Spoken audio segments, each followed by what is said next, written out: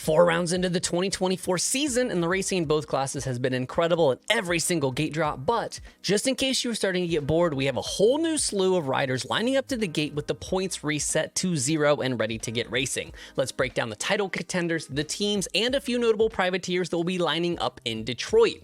Starting off with the factory teams, and what better place to kick this off than the team with the largest roster in the history of the sport. Star Racing Yamaha has 6 riders that are slated for the gate on the East. Obviously, this group is led by the reigning 250 SMX champion and one of 2 riders in the field with a permanent number, and that is Haiden Deegan.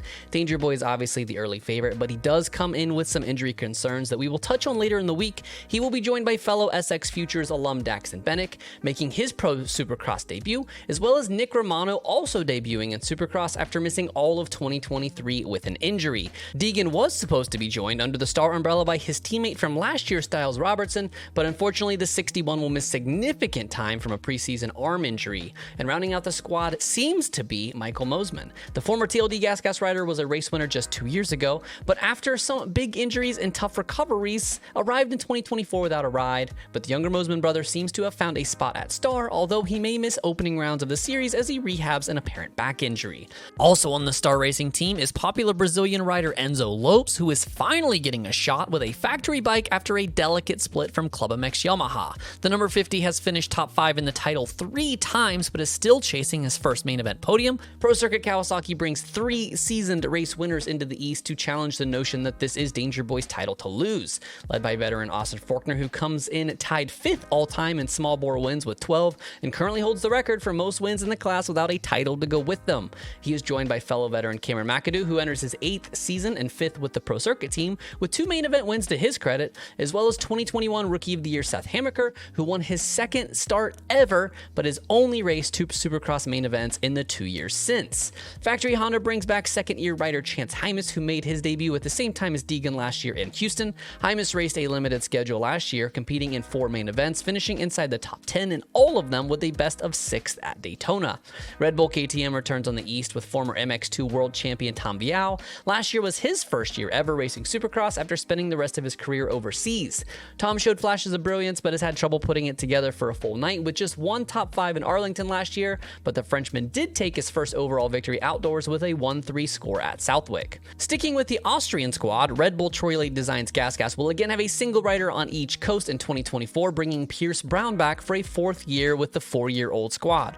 Brown is still chasing his first main event victory to go along with 2 podiums that he has already. And rounding out the Austrian branch with Rockstar Husqvarna, who are in a delicate position this year. After letting Jalek Swoll walk, they brought in Guillaume Ferris to make his Supercross debut after showing promise outdoors with Star Yamaha. They also plan on having Casey Cochran race the East as well, but his start has been derailed as he still has to earn SX Futures points to compete. I won't get into it too much here, but yes, Casey did win the SX Futures finale in Salt Lake last year, but was ineligible to earn the points required to turn pro, so his debut will need to wait.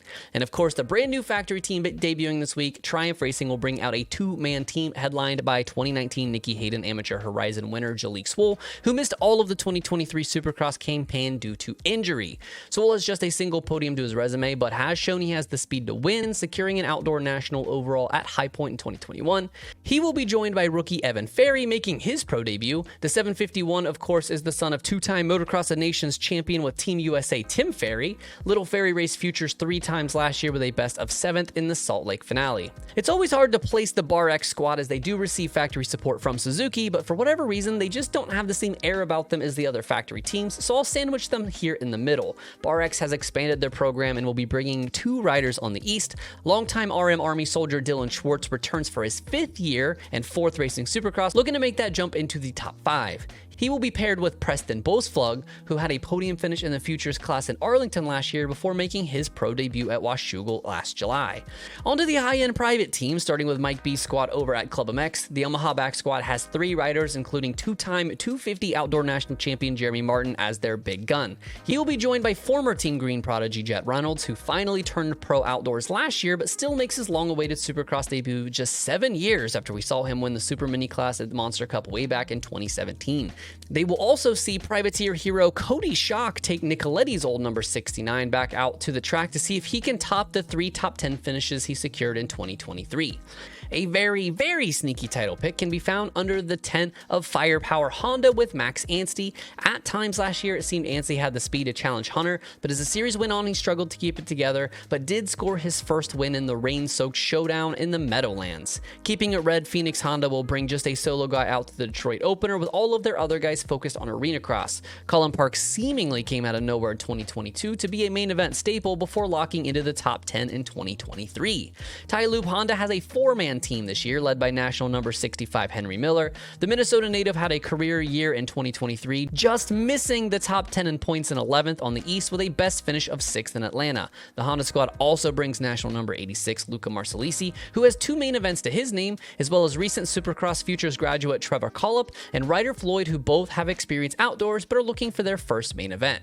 Rock River Yamaha brings Marshall Welton in for 2024. The Michigan native made his Pro Supercross debut in 2019 and scored 5 main events last year with the Progressive Suki squad, as well as a solid outdoor season that earned him national number 75. The Dirt Bike Depot squad returns with a lineup that includes 3 riders looking for their first mains, as well as one who made their first in 2023. Gage Linville started the year in the Futures class before qualifying for Detroit and finishing 13th in Atlanta last year. Bryce Shelley also put in 3 Futures rounds before turning pro for the Outdoor Series, going 15-12 on a 450 at Redbud for 11th overall. They will be joined by Logan Leitzel and Marcus Phelps, both looking for their first pro points of their careers. HBI Kawasaki made a big splash last year with their support for Ty Masterpool, and they have 3 riders for the East led by national number 90 Hardy Munoz, who logged his first top 10 in Tampa last year. In addition, the team will support 2 young Floridians, and Aiden Sheave and Cole Bradford, looking to make their first main events. Wildcat Race Team returns for a second year with veteran Lorenzo Lacurcio sporting national number 60. Lorenzo turned pro in 2017, and we last saw the Venezuelan race Supercross back in 2020. Alongside him under the Wildcat tent is rookie Nick Laurie, who raced Futures 4 times last year with a best of 14th. The Nomura Invictus Speed crew returns again this year with Brock Pappy, who joined the squad for the second half of the East schedule in 2023. Pappy had a breakout year last year, making 6 mains with a best of 14th in Detroit. And finally, a last-minute addition, Mitchell Harrison was originally slated to race East for the Partzilla PRMX squad, but after an injury to Aaron Tanti, the former factory rider had to step up to the 450 class, with Nick Thury entering the fray on the East. Thury raced the West Coast for ClubMX Yamaha for 2 seasons before joining the Heartbeat Hot Sauce Team Solitaire Yamaha squad in 2023. The German has 13 main event appearances with a career best of 9th at A1 in 2022. 3 privateers to mention. First is Ohio native Jeremy Hand, who always excels in the Midwest soil. The number 56 made 8 main events last year and qualified for the SMX finale twice with a best of 12th in Atlanta.